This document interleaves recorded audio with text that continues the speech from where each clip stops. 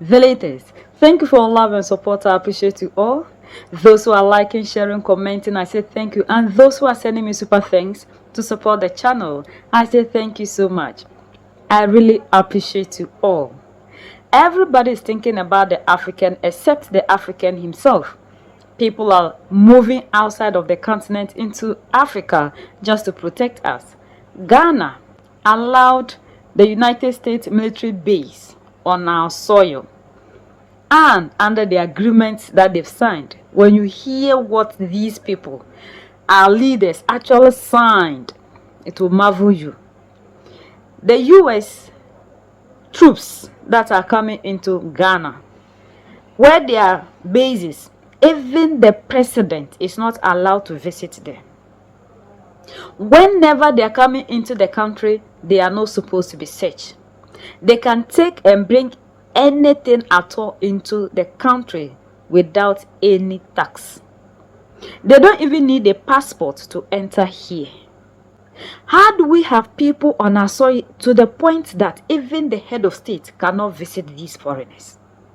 And these are people who are parading themselves as leaders in the world. These are the democratic elected leaders that we have entrusted our lives, our future into their hands. Even on their soil, they don't have control over things.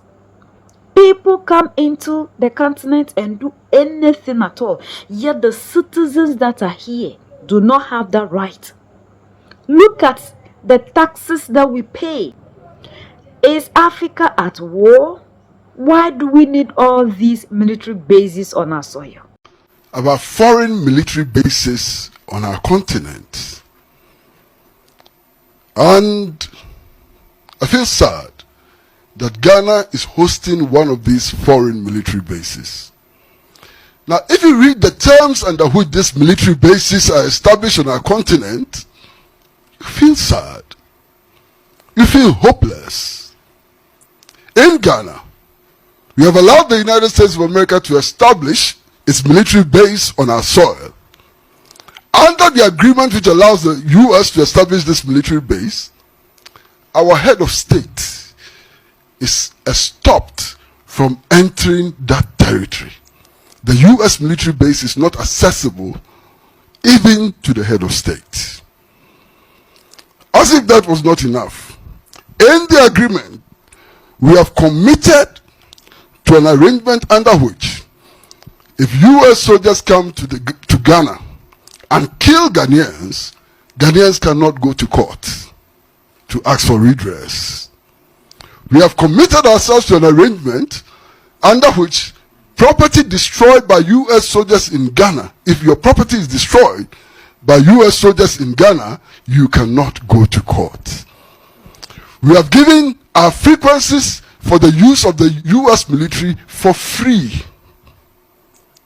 Our frequencies are given to the U.S. forces for free. When Ghanaians have to pay millions in order to get frequencies to establish radio stations and television stations and so on, the U.S. can take it for free.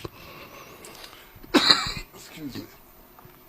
Under the agreement, U.S. soldiers entering Ghana are not subject to inspection. They are not subject to search. You can't search them. You can't look through their bags. You can't examine what is on their body. And when they leave, they are also not subject to customs inspection. They cannot be searched. U.S. soldiers do not need passports to enter Ghana. They don't need passports to enter Ghana. All they need is their ID cards. Under these circumstances, we have given U.S. soldiers privileges way and above diplomats. Because even the American ambassador needs a passport to enter Ghana. A U.S. soldier does not need a passport to enter Ghana. In any case, what are these soldiers doing on our continent? What are they doing on our continent? Our leaders must ask themselves some interesting questions. Of course, they say that there's a global village, whatever that means, but they say that there's a global village. If this is a global village as they define, then everybody has interest everywhere. Now, if we decided to station a battalion of the US, of the Ghanaian army in Washington, what would happen? Now, if the US would not allow us to station a battalion in Washington, why do we then allow them to station a battalion on our soil? Ab initio, this arrangement means that we have accepted that we are inferior. And that is one of the reasons why we need to wake up and dismantle these arrangements in order to establish our equality and so on. I suspect that they are always interested in protecting Africa from what only them know. This is a system that Africans will need to fight against. And that is the reason to which they are after Mali, Niger, and Burkina Faso, because they have understood the game they are playing in Africa. How can you say people have come into the continent to protect us and we can't even search to see whether the things they are bringing here are even safe for us? And whenever they are living here, we don't have the right to search them. They don't need a passport, only an ID card. Yet we, the citizens in Africa, can never move among ourselves freely. We need passport and documentation to be moving among ourselves. And these are the people who are representing the African.